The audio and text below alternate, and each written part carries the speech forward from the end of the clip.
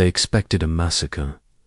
After 88 years of war, after rivers of blood, after generations of pain, everyone standing at the gates of Jerusalem in 1187 expected the same thing they had always seen from Conqueror's death. Instead, they got mercy. A warrior who didn't massacre. A conqueror who paid ransoms from his own pocket. A man so honorable that his enemies, the very people who had fought him for years, openly called him the greatest knight in the world.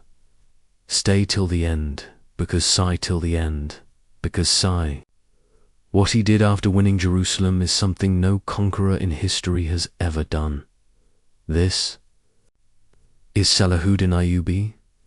He wasn't born a Wr. Here is something most people don't know. Salahuddin was not born a conqueror. He wasn't even interested in war. He was a choir boy, a scholar, someone who loved books more than battles, who memorized the Quran, who studied law and theology while other boys practiced with swords. Born in 1137 in Tikrit, modern Iraq, he grew up in a family of soldiers. His father was a military commander. His uncle Shirkuh was one of the most feared generals of the age. But the young Salahuddin, he sat in the corner, reading. Those who knew him said he was serious, thoughtful, unusually calm for someone surrounded by warfare and power. So how did this quiet scholar become the man who changed history? The answer is the world he was born into gave him no choice. The broken world at that time. The Muslim world was shattered. Rulers fighting each other. Alliances breaking overnight. Power split between a dozen competing dynasties. The Zengids, the Fatimids, the Abbasids. Each one more focused on defeating the others than facing the real threat. And right in the middle of that chaos, the Crusaders, Christian warriors from Europe had arrived in 1099, taken Jerusalem, and established kingdoms deep in the heart of Muslim lands. For 88 years, the divided Muslim rulers around them could not coordinate a single effective response. Someone needed to unite them.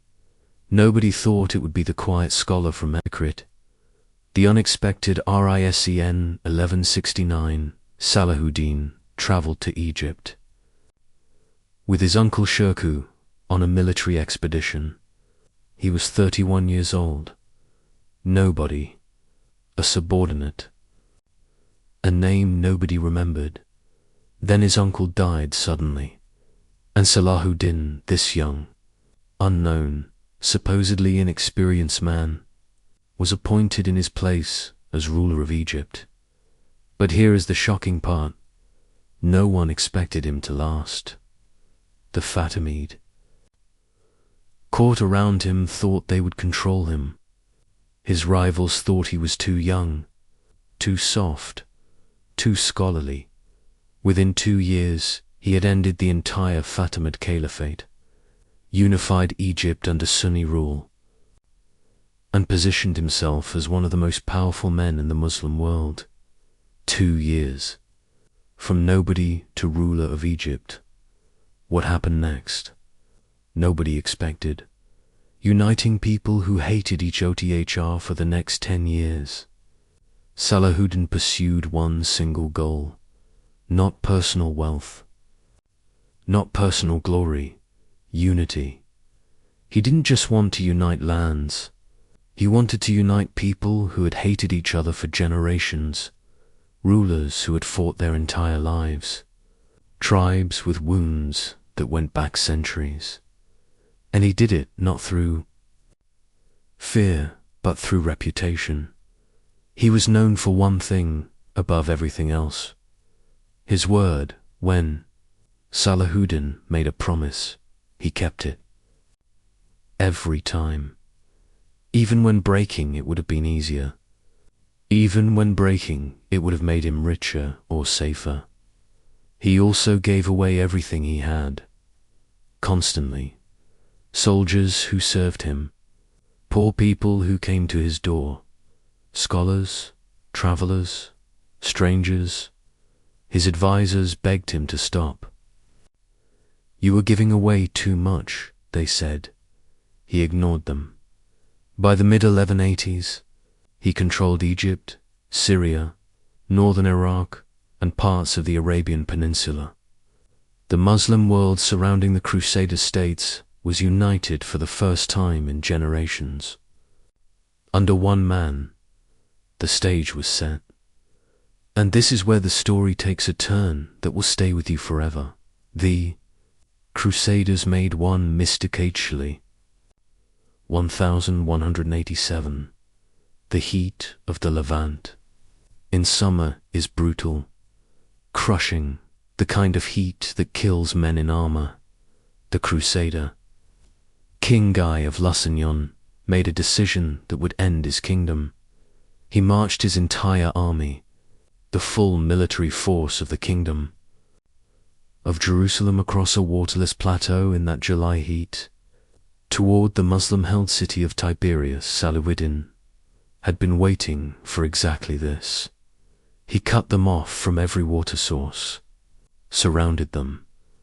Then he set the dry grass around them on fire, smoke, heat, no water, no escape. The Crusader army, the finest Christian fighting force in the Holy Land, collapsed in the smoke and the heat at a place called the Horns of Hattin on July 4th, 1187. The true cross, the Crusaders' most sacred relic, was captured king. Guy was taken prisoner. The kingdom of Jerusalem had lost its army in a single afternoon. Stay with me, because what comes next is the moment that made Salahuddin immortal. Jerusalem. Nobody expected TH's 88 years.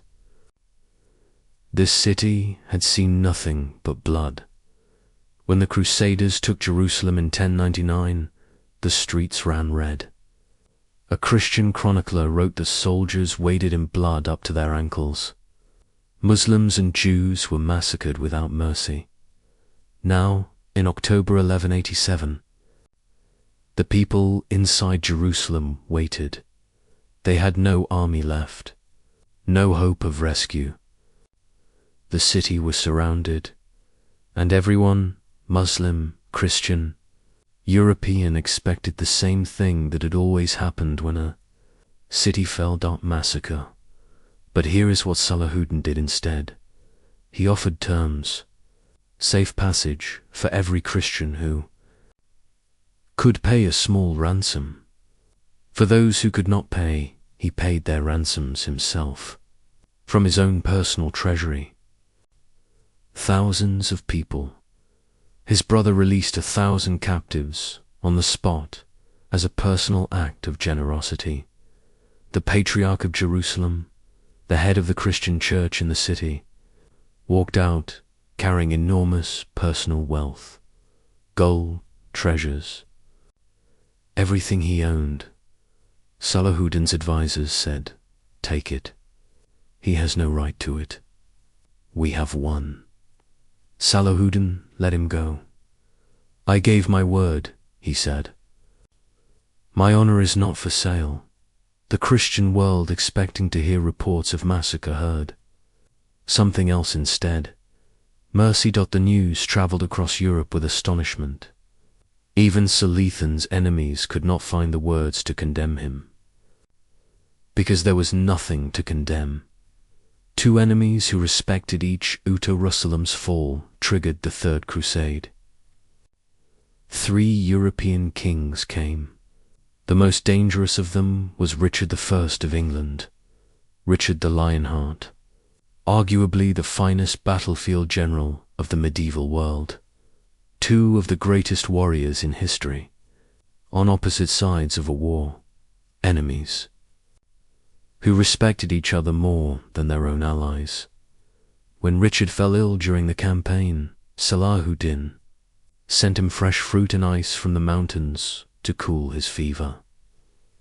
When Richard's horse was killed in battle, Salahuddin sent him a replacement. They never met face to face. But the letters they exchanged, the gestures they made across enemy lines, these became one of the most extraordinary stories in medieval history. In 1192 they signed a peace treaty. Jerusalem stayed in Muslim hands. Christian pilgrims were guaranteed safe access. Neither man got everything he wanted, but both men kept their honor. The man behind the CO in Conqueror here is what made Salahuddin truly different from every other conqueror in history. He had power, but chose humility. He had wealth, but chose to give it away. He had enemies, but chose mercy. His personal life was simple. No elaborate clothing, no lavish palace. He ate simple food, slept in a tent during campaigns, never asked his soldiers to endure what he would not endure himself. His soldiers didn't just follow him, they loved him and his enemies. The very people who crossed oceans to fight him wrote about him with admiration that they could not hide, even when they tried. He died with nothing and everything. Saladin died in March 1193 in Damascus. He was 55 years old when they counted his treasury after his death. There was not enough money to pay for his funeral. The man who had ruled an empire died with almost nothing, not because he lost it, not because it was taken from him, but because he gave it all away, every coin, every piece of gold, to his soldiers, to the poor, to strangers who came to his door with nothing. He was buried in Damascus. His tomb still stands today, visited by people from every country, every religion, every background, who come simply to stand near the grave of a man who lived 800 years ago, the German Kaiser. Wilhelm II visited his tomb in 1898. He donated a marble sarcophagus, a gift from a Christian emperor to a Muslim sultan, 800 years after his death. 800 years later, we still say his name, not because he conquered cities, but because he conquered hearts in a world full of conquerors. Who took everything? Salahuddin Ayyubi was the one who gave everything away. And history never forgot him. Neither should we.